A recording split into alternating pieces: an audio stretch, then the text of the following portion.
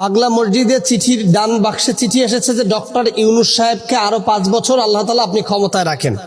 এমন একটি মান্যত সারা বাংলাদেশের মানুষ আশ্চর্য হয়েছে এবং এই মান্যত কি আদৌ করা যাবে কিনা এবং ডক্টর ইউনূস সাহেবের ব্যাপারে এই দোয়া মান্যত ওই পাগলা মসজিদে করার বিধান কি, এমন প্রশ্ন তৈরি হয়েছে। দেখুন, আমি প্রথম এটা বলবো যে বাংলাদেশের ইতিহাসে মনে হয় এটাই প্রথম যে কোনো একজন অনির্বাচিত সরকারকে রাখবার জন্য এবং অনির্বাচিত ব্যক্তিত্বকে রাখবার জন্য একটি দান বাক্সে কিছু মানুষ আকুতি করছে। শুধু তাই নয়, ডিসেম্বর বা জুনের মধ্যে নির্বাচন হওয়া দরকার এমন কোনো পোস্ট তৈরি হলেই সেখানে অধিকাংশ মানুষ নির্বিঘ্নে বলে ডক্টর ইউনূস সাহেবের আরো সময় থাকা দরকার।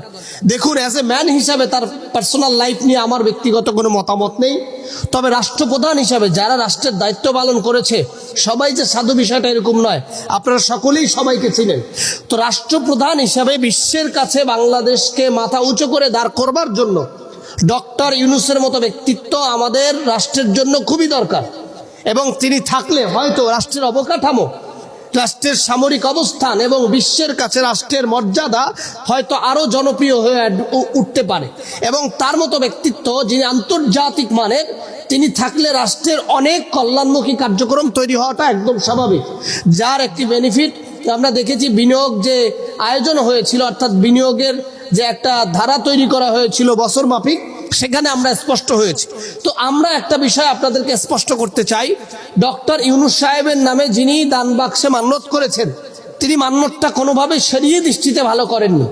কারণ শরীয়তের দৃষ্টিতে কোনো ব্যক্তির ব্যাপারে আপনার কোনো নির্দিষ্ট জায়গায় কোনো কিছু চাওয়া এটা শরীয়তের বিধান না। এবং মান্যত যিনি করেছেন তিনি দান বক্সে চিঠি লিখবেন কেন?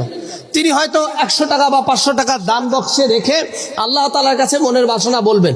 মসজিদ তো কাউকে কোনো কিছু দিতে পারে না, মসজিদ আল্লাহ তাআলার ঘর, সেখানে আপনি দান করবেন, স্রষ্টার কাছে চাইবেন। কিন্তু সেটা না করে আমরা দেখেছি পাগলা মসজিদে অনেক মুসলমান ভাই বোনেরা তারা বিভিন্ন কিছু লিখে, কারো প্রেমিকা প্রয়োজন, প্রেমিকাকে সারা জীবন চাই, তিনি চিঠিতে লিখে দেন যে আমি আমার প্রেমিকাকে যেন বিয়ে করতে পারি, এই হিসাবে দান করলাম। আবার কারো টাকা নাই, সেজন্য টাকা। এই যে মাইন্ডটা পাগলা মসজিদের প্রতি, এইটি কঠিনতর অপরাধ ইসলামের দৃষ্টিতে।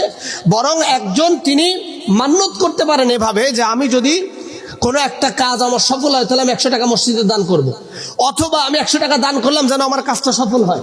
এভাবে একজন তিনি তার অবস্থানকে স্রষ্টার কাছে আত্মসমর্পণের মাধ্যমে তৈরি করতে পারেন। আর সেটা যে পাগলা মসজিদেই হতে হবে বিষয়টা এরকমও নয়, যে কোনো মসজিদে আপনি দান করতে পারেন।